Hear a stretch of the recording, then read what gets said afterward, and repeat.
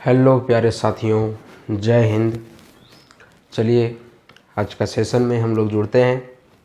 आज का session math practice set 3 किस एग्ज़ाम हेतु, तो रेलवे का जो एग्ज़ाम होने वाला है आप लोगों का, LP technician, RPF and upcoming group D NTPC, ठीक है, जो आपका रेलवे का एग्ज़ाम होगा उसके रिगार्डिंग जो है सो हम लोग सेट देखेंगे। 2 सेट हम दे चुके हैं, ये तीसरा सेट है। क्वेश्चन नंबर 1 है कि 5 सेंटीमीटर लंबाई तथा 6 सेंटीमीटर चौड़ाई वाले एक आयत के विकर्ण की लंबाई सेंटीमीटर में ज्ञात कीजिए। कोई दिक्कत नहीं, ये भी सेंटीमीटर में दिया हुआ है और ये भी सेंटीमीटर में दिया हुआ है। तो सबसे पहले फर्स्ट ऑफ ऑल हम लोग क्या करेंगे, आयत एक बनाएंगे। ठीक है, आयत क्या होता है, आयत का ए वाला बराबर होता है, ए वाला और ए वाला बराबर होता है, यानी कि लंबाई जो ए वाला साइड है आपका लंबाई बराबर रहेगा, चौड़ाई भी बराबर रहेगा। ठीक है, चलिए इसको हम लोग मान लेते हैं ए, इसको मान लेते हैं बी, इसको मान लेते हैं सी, इसको मान लेते हैं डी। ठीक है, आगे बोल रहा है कि 5 सेंटीमीटर लंबाई, इसका विकर्ण क्या हो जाएगा, ये हो जाएगा। ठीक है, ये इसका विकर्ण हो गया। बोल रहा है 5 सेंटीमीटर लंबाई और 6 सेंटीमीटर चौड़ाई वाले एक आयत के विकर्ण की लंबाई क्या होगा ज्ञात करना है। तो ये दिया हुआ है आपका 6 सेंटीमीटर और ये दिया हुआ है 5 सेंटीमीटर। ठीक है, तो देखिए जब एक आपका आयत है तो आयत में जब परपेंडिकुलर डालते हैं तो ये एक समकोण में बढ़ जाता है। ठीक है, 2 समकोण त्रिभुज में बढ़ जाएगा, एक ये हो जाएगा, एक हो जाएगा। तो समकोण त्रिभुज में देखिए ये आपका आधार हो गया, ये आपका लंब हो गया और ये आपका कर्ण हो गया। तो क्या होता है, कर्ण स्क्वायर बराबर क्या होता है, लंब स्क्वायर प्लस आधार स्क्वायर, लंब स्क्वायर प्लस आधार का स्क्वायर। ठीक है, कर्ण क्या है, बीडी है, तो क्या हो जाएगा बीडी का स्क्वायर डिवाइडेड बाय लंब क्या है डीसी, तो क्या हो जाएगा डीसी का स्क्वायर प्लस आधार क्या है बीसी, तो बीसी का स्क्वायर हो जाएगा। ठीक है, बीडी क्या दिया हुआ है, बीडी हम लोग को निकालना है, डीसी कितना है तो 5 है, तो 5 का स्क्वायर हो जाएगा। ठीक है, प्लस बीसी क्या है 6, तो 6 का स्क्वायर हो जाएगा। ठीक है, 5 का स्क्वायर करेंगे 25, 6 का स्क्वायर करेंगे 36 और यहाँ क्या हो जाएगा बीडी का स्क्वायर, यहाँ भी हो जाएगा बीडी का स्क्वायर। 25 और 36 को जोड़ेंगे कितना हो जाएगा, 6 5 11, 3 2 5 और 1 6, 61 हो जाएगा, यानी बीडी स्क्वायर बराबर 61। ये स्क्वायर इधर आके रूट हो जाएगा। ठीक है, तो बीडी बराबर क्या हो जाएगा रूट 61। तो रूट 61 कौन है आपका ये नंबर। ठीक है, ऑप्शन ए हो जाएगा। इस क्वेश्चन में क्या बोल रहा है कि एक समबाहुभुज का आंतरिक कोण 140 डिग्री है, उस बहुभुज की भुजाओं की संख्या कितनी है। ठीक है, आंतरिक कोण 140 डिग्री है। ठीक है, तो एक फार्मूला होता है, क्या होता है, प्रत्येक आंतरिक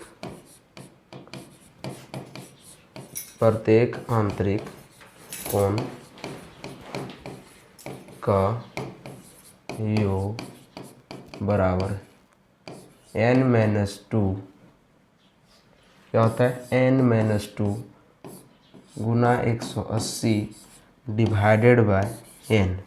क्या फार्मूला होता है कि प्रत्येक अंतःकोण बराबर प्रत्येक आंतरिक कोण बराबर, ठीक है योग नहीं होगा, प्रत्येक आंतरिक कोण बराबर n-2 गुना 180 बटा n, यहाँ दिया है। ठीक है, 140 डिग्री डिवाइडेड बाय n-2 और यहाँ क्या हो जाएगा 180 डिवाइडेड बाय n। ये 0 से ये 0 कट जाएगा, 2 से काटेंगे 7 बार में कटेगा, 2 बार 2 से काटेंगे 9 बार में कटेगा। ठीक है, इसको इधर गुना कर देते हैं, 7n बराबर 9n माइनस 18। -18 को इधर ले जाते हैं तो +18 हो जाएगा, और 9n और प्लस 7n इधर आके माइनस 7n हो जाएगा। तो 18 बराबर क्या हो जाएगा, 9 में 7 जाएगा तो 2n, ये कट जाएगा 9 टाइम्स में, यानी कि n बराबर 9 हो जाएगा, n बराबर 9। ठीक है, तो भुजाओं की संख्या कितना है, 9 है। कितना है, 9। आगे है कि यदि x एक ऐसा पूर्ण वर्ग पूर्णांक है कि 7 लेस देन 2x माइनस 3 और फिर 17। यहाँ एक ऐसा पूर्ण संख्या को बैठाना है चारों ऑप्शन में कि इसके और इसके बीच में एग्जिस्ट करे।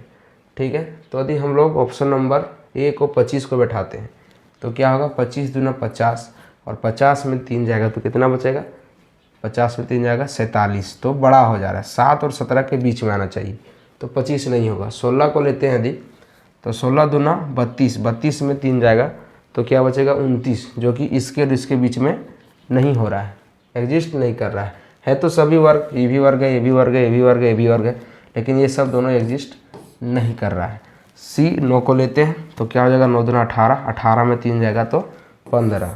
ठीक है, इसको यदि करेंगे तो क्या हो जाएगा, 2 गुना 9 माइनस 3 और 17 हो गया, 18 माइनस 3 और ये हो जाएगा 17। 18 में 3 जाएगा 15। देखिए ये 15 और 17 के बीच, 7 और 17 के बीच में 15 है तो ये 9 हो जाएगा। 9 भी एक पूर्ण वर्ग है। ठीक है, चलिए आगे है कि कुछ लड़कों ने अकाल राहत फंड के लिए 400 रुपया एकत्रित किया यानी जमा किया। प्रत्येक लड़के ने 25 पैसे के उतने सिक्के दिए जितने कि लड़के थे। लड़कों की संख्या क्या थी, लड़कों की संख्या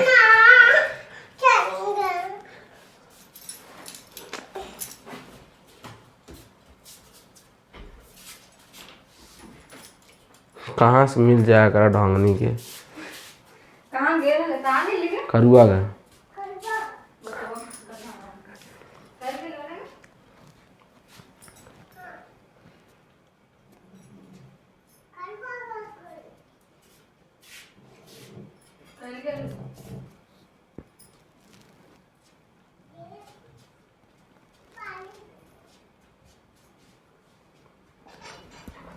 क्या है क्वेश्चन में कि कुछ लड़के ने अकाल राहत फंड के लिए 400 रुपया एकत्रित करता है यानी जमा करता है। प्रत्येक लड़के ने 25 पैसे के उतने सिक्के दिए जितना कि लड़के थे। क्या बोल रहा है, सब मिला के पैसा 400 जमा हुआ। ठीक है, सब मिला के पैसा 400 जमा हुआ और सभी लड़का ने 25-25 पैसा दिया। सभी लड़का ने 25-25 पैसा दिया। तो बताइए कि कितना लड़का दिया था, तो 1600 रुपया जमा हुआ। ठीक है, सॉरी 400 रुपया जमा हुआ। ठीक है, 400 रुपया जमा हुआ। तो 400 रुपया में के गो 25 पैसा आएगा, 400 टका में के 25 पैसा आएगा। तब 1 रुपया में 4 गो 25 पैसा आएगा। ठीक है, 1 रुपया में 4 गो आएगा।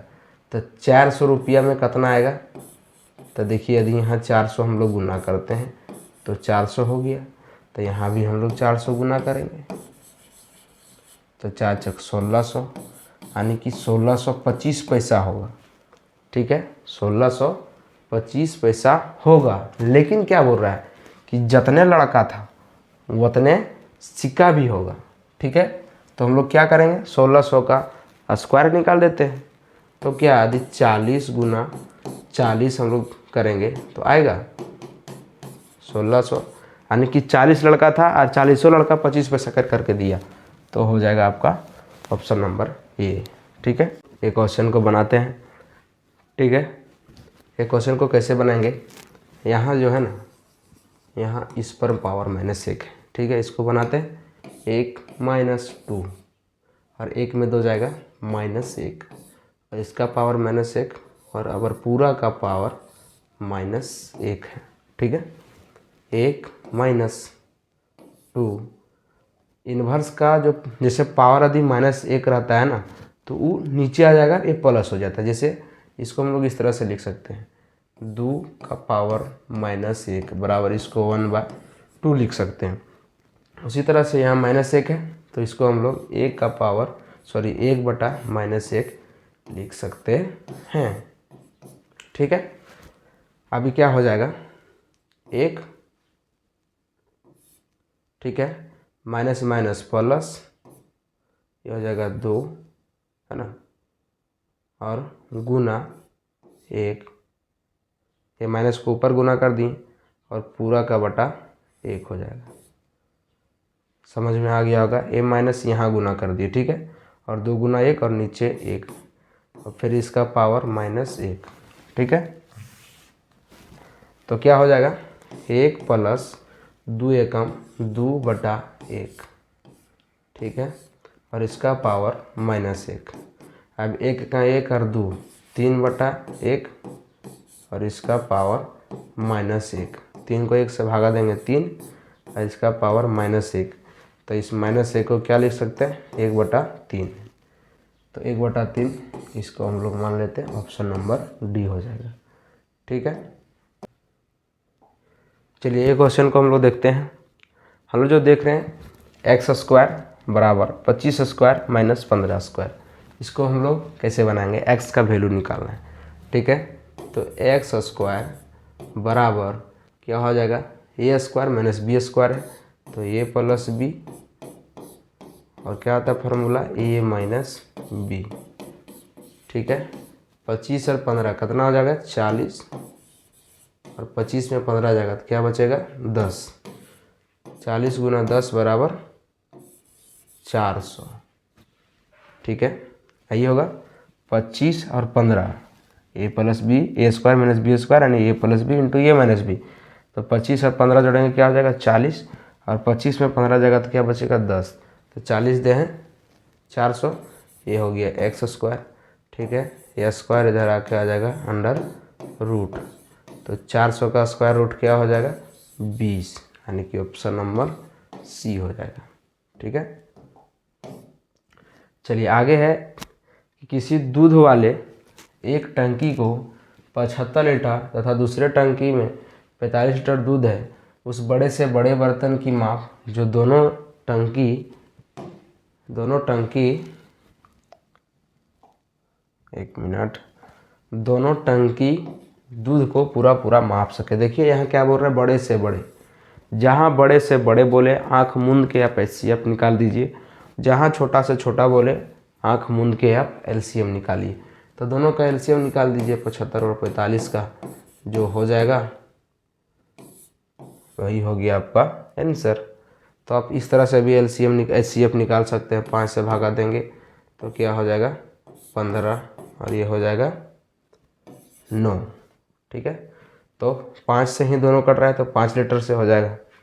और एक और इस तरह से निकाल सकते हैं 45 भागा 75, 1 टाइम्स में जाएगा 45, 5 और 5 के 0, फिर 45 को हम लोग भागा देंगे 1 टाइम में जाएगा 30, 15।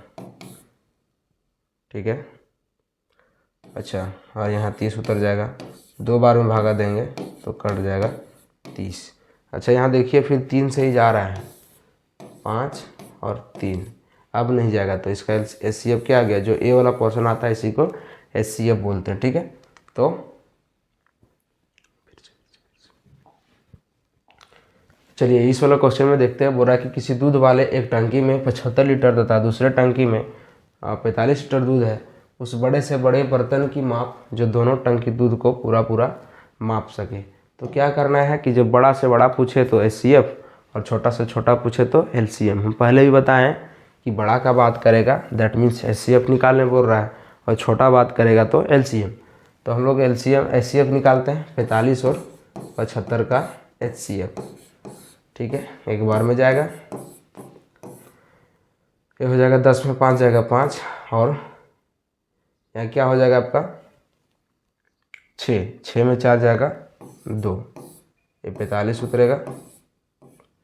अच्छा यहाँ 75 है ना, तो जगह 0 और ये जगह 30, एक बार में जाएगा 15 और ये हो गया 30, 2 बार में 30, तो इसका HCF क्या निकल गया 15। यानी कि 15 जो है 15 लीटर का एक ऐसा माप होगा जो दोनों टंकी को माप सकता है। 75 और 45 लीटर का जो टंकी है दोनों को बराबर बराबर में नहीं, मतलब जैसे कि वो जो है ना आपका खाली नहीं जाएगा। जैसे जितना बार नापेगा, जैसे 15 वाला थी से 10 नापेगा नापने वाला से, तो ये 3 बार में नाप देगा, इसको 5 बार में नाप देगा। ठीक है, ये 25 वाला नापता था, ये नपाता, लेकिन ये बच जाता 20, है ना। तो वही बात को निकालने बोल रहा था, तो क्या हो जाएगा 15 हो जाएगा। ठीक है, आगे है कि रमेश को एक 50 मीटर भुजा वाले वर्गाकार पार्क के चारों ओर चक्कर लगाने में कितना समय लगेगा यदि वह 18 किलोमीटर प्रति घंटा की दर से दौड़ता है। देखिए, सबसे पहले इस तरह का क्वेश्चन में क्या करना है, देखिए यहाँ मीटर में दिया है और यहाँ दिया है किलोमीटर प्रति घंटा में, और आंसर भी आपको पूछ रहा है सेकंड में, यानी कि मीटर पर सेकंड में आना चाहिए ना। तो हम लोग चेंज कर लेते हैं, स्पीड है, स्पीड क्या दिया है 18 किलोमीटर पर घंटा, तो इसको हम लोग चेंज करेंगे मीटर पर सेकंड में। ठीक है, मीटर पर सेकंड में चेंज करेंगे तो क्या हो जाएगा 5 मीटर पर सेकंड, और दूरी दिया हुआ है डिस्टेंस 50 मीटर वर्गाकार भुजा है। ठीक है, ये भी 50 है, वर्ग का भुजा बराबर होता है ना, सब 50-50 है, तो पूरा लंबाई कितना हो जाएगा 200 मीटर, डिस्टेंस हो गया 200 मीटर। ठीक है, अब क्या निकालने बोल रहा है समय, तो स्पीड बराबर क्या होता है डिस्टेंस अपॉन टाइम।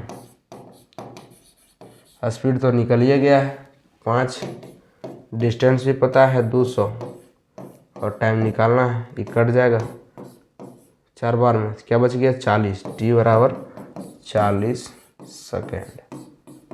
ठीक है, टी बराबर 40 सेकेंड। तो आज का क्वेश्चन यही है, लास्ट क्वेश्चन था यही।